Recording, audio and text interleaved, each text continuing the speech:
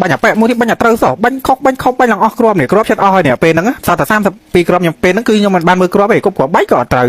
មានណាដល់ពេលចុះឡើងចាំមើលនេះគេនៅក្នុងវងគេអាងប្រាអាលបាំងការពារចាំមើលខ្ញុំ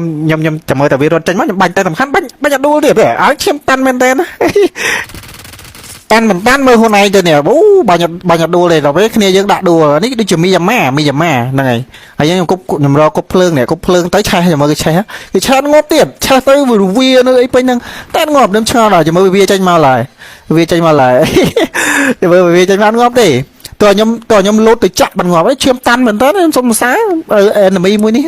មីយ៉ាម៉ាហ្នឹងបកកែខាងកើបហើយក៏បកកែនេះ